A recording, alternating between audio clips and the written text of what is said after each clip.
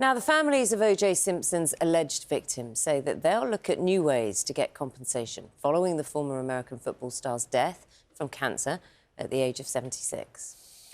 In 1996, Simpson was controversially acquitted of the murder of his ex-wife Nicole Brown and her friend Ron Goldman.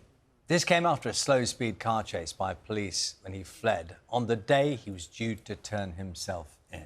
Now, the car chase and murder trial were watched by tens of millions of people around the world at the time, when rolling news was in its infancy. We're joined now by Caroline Feraday, who's an entertainment journalist in Los Angeles. Caroline, good morning to you, or hello, whatever time it is for you today. Thanks for joining us. How has his death been reacted to where you are?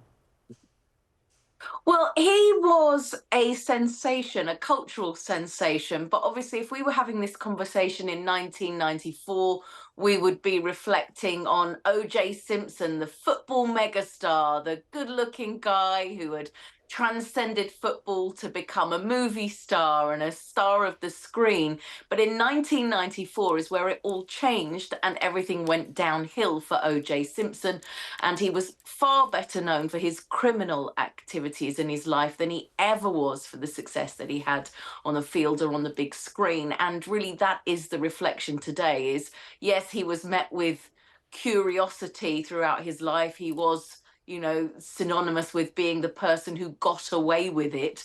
And obviously the families of Nicole Brown and Ron Goldman are reflecting on their grief and on the idea that they never had accountability.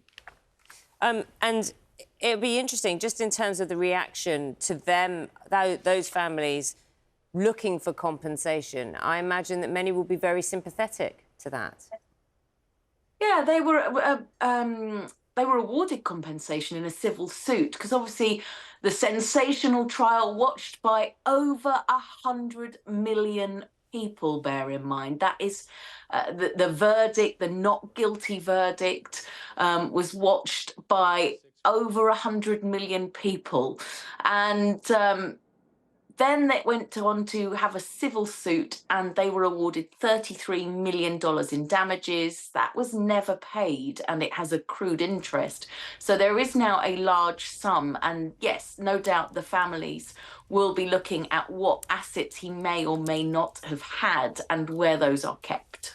Morning to you, Caroline. It's Charlie here. What is known about his financial circumstances? I mean, we know there's this possibility of trying to reclaim some money from the families. What's known about the life he had in the immediate, just before his death?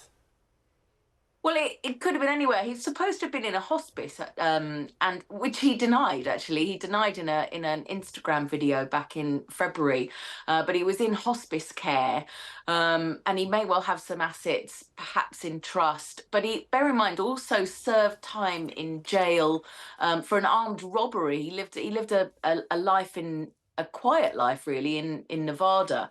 He'd moved away from Hollywood and away from everything that sort of happened here in his life here. And he'd been living a life there.